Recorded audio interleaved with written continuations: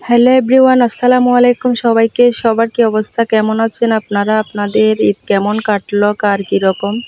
তো আমার তো ভালোই কাটছে আলহামদুলিল্লাহ। তো চলে আসলাম আবার একটা নতুন ব্লগ ভিডিও নিয়ে আপনাদের সাথে। আশা করি ভিডিওটা আপনাদের ভালো লাগবে। আসলে ইদানিং ব্যস্ততার জন্য ভিডিও করা তেমন হচ্ছে না। তো আজকে একটা রেসিপি শেয়ার করতেছি। রেসিপি না, আসলে এক একজনের বাসায় এক এক রকম করে এগুলো রেডি করে। তো আমাদের বাসায় যেভাবে রেডি করে, গরুর বট বলে, তারপর অনেকে এক একজন এক এক নাম বলেন। এগুলাকে কে কী বলেন জানি না, আমরা গরুর উজুরি বলি, বট বলি। তো এক একজন এক এক নামে ডাকে এগুলাকে। তো আমার ভীষণ পছন্দ এগুলো। আপনাদের কার কার পছন্দ কমেন্ট করে জানাবেন।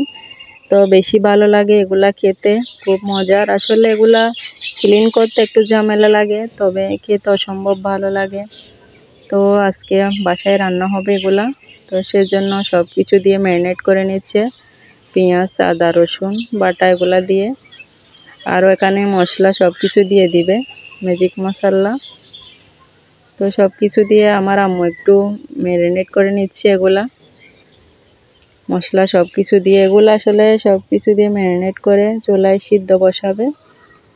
সব ধরনের মশলা দিয়ে এভাবে যদি কিছুটা পানি দিয়ে চুলায় সিদ্ধ করে নেওয়া হয়, দুই একবার করে ভালো মতো সিদ্ধ হয়ে গেলে ভালোভাবে, তারপর কিছু হালকা পাতলা মশলা দিয়ে তারপর এগুলাকে বোনা বোনা করলে খুবই টেস্ট হয়। তো আমাদের বাসায়ও সেরকম করবে। এখন সব মশলা দিয়ে দিচ্ছে, এখানে ধনিয়ার গুঁড়া, জিরার গুঁড়া, মরিচের গুঁড়া, হলুদের গুঁড়া সব কিছু দিয়ে দিচ্ছে। তো সব কিছু দিয়ে সামান্য পানি দিয়ে তারপর সুন্দর মতো চুলায় সিদ্ধ বসাবে। ভালো মতো সিদ্ধ হয়ে গেলে তারপর কয়েকবার জাল করার পর ভালো মতো সিদ্ধ হয়ে গেলে এগুলাকে আবার হালকা পাতলা মশলা দিয়ে একদম বোনা বোনা করে নেবে। খেতে আসলে অসম্ভব মজা হয়। জানি না আপনারা কাদের বাসায় কীরকম রান্না করেন, এক একজনের বাসার রান্না এক এক রকম। আমাদের বাসায় এভাবে রান্না হয়, তাই একটু ভিডিও করে শেয়ার করে দিচ্ছি আপনাদের সাথে। যেহেতু আমার একটা ছোটো পেজ আছে, পেজটাতে ভিডিও শেয়ার করতে হয়, তাই জন্য শেয়ার করা। তো সব ধরনের মশলা দেওয়া শেষ হয়ে গেছে। এখন অল্প অল্প পানি দিয়ে সুন্দর মতো ভালো করে সব মশলাগুলা উজুরির গায়ে লাগে মতো মেখে নিচ্ছে। তো ভালোভাবে মাখতে মাখতে যখন মাখানো শেষ হয়ে যাবে, তারপর চুলার উপর আরও একটু পানি দিয়ে, বেশি করে পানি দিয়ে চুলায় বসিয়ে দিবে। তো এভাবে 2-3 বার করে জাল করে নিবে। দেখেন কি সুন্দর করে ম্যারিনেট করে নিচ্ছে ভালো মতো। এভাবে যদি মেখে নেন ভালো মতো, তাহলে মশলাগুলো এগুলার গায়ে ঢুকে। তো সেজন্য ভালোভাবে মেখে নিচ্ছে।